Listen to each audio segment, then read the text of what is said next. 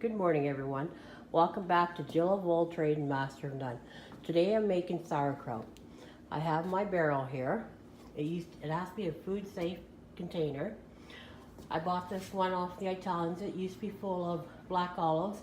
I've cut it in half and I've used it for a lot of years. Also, you'll need your cutter, your sauerkraut cutter. Not use this without the guard ever. You cut yourself, you're gonna have to throw your sauerkraut out. Okay, I'm gonna make like 40 heads of sour cabbage itself, but I'm gonna show you how. First, I'm gonna core them. I'm not gonna put all 40 heads in at once. I'll put a line in the bottom, but first, I wanna show you to core the head.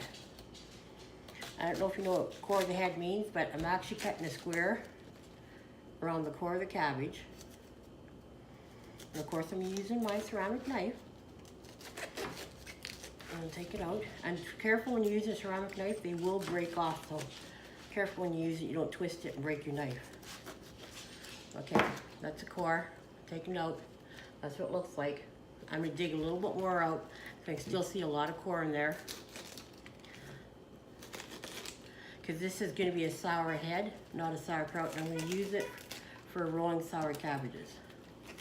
Sour cabbage rolls. Okay, can you see how I've cored it? There's no core left in there. Okay, and then I'm gonna core also. When you go to buy your cabbage, buy the flat bottom cabbage, not the pointy one. The flat bottom cabbage works, they both work for sauerkraut, but the flat bottom cabbage works the best for rolling sour cabbage rolls. Okay, I've got 9 heads cored, and I'm gonna show you what I'm going to do next. I'm actually going to take the coarse salt. You're not putting any liquid in this recipe at all. And I'm going to get the coarse salt if I can get it open. And I'm actually going to put some, it doesn't really matter. I was going to measure, but you don't have to measure. Actually pour some right in the head. Like that. See? I poured the coarse salt in the head. Okay. Okay, I want to see, I've placed them in 9 heads in the bottom. I'll be adding more heads, but first I put this salt in each one of them, and the reason you do that, the salt is going to help it ferment. The shredded cabbage, I'm going to squeeze and get it going, and we're not adding any liquid at all to this. In the end, it'll all make sense. Okay, I've moved everything outside. It's easier to do it outside and clean it up.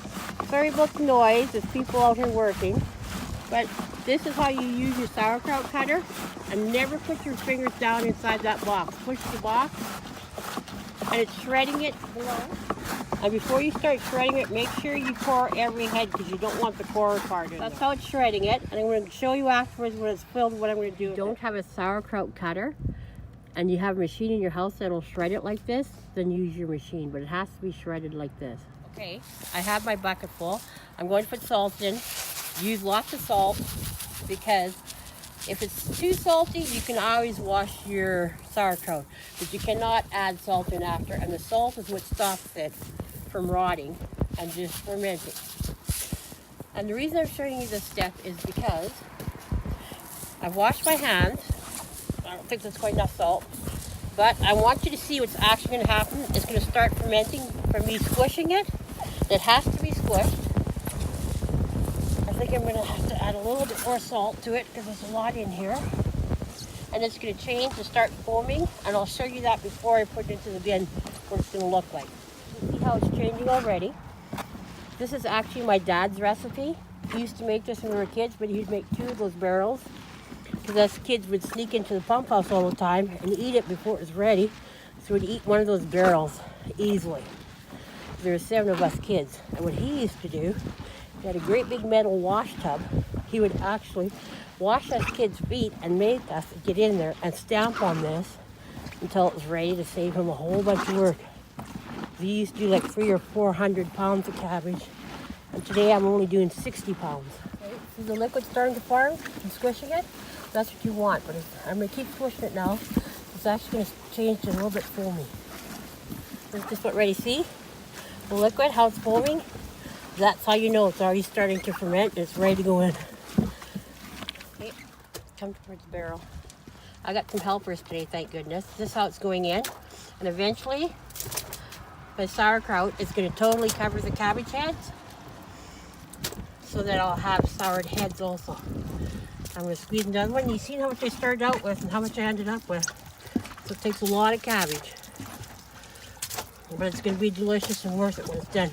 That's why you don't add any liquid. See the liquid that come out of this? By the time we're done, there'll be liquid on top of it. Okay, I put my second rounds of heads in because I put my first layer of sauerkraut. This is my third batch. See the foam in there? Just keep squishing, it'll get there. And then all you put in there is salt and squishing. That's it. You'll see in the end how awesome. And taste there. And now I put 2 plates to hold it all down. I'm going to put 2 weights on top. There's my weights. They usually put a rock and a board, but I'm using 3 bottles of water, my 2 large plates. I'm going to cover it with my cheesecloth, and in a couple days I'm going to come out and take all the foam off of it. You do that every couple days. In 6 weeks time, bag it up in Ziploc bags and put it in your freezer barrel. I'm keeping it in my garage and I don't want dust or anything getting in it.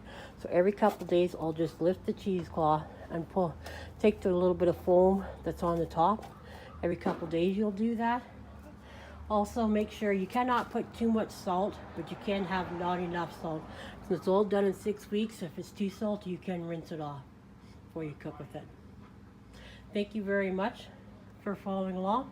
I hope you enjoyed this video, and if you did, please like and share me.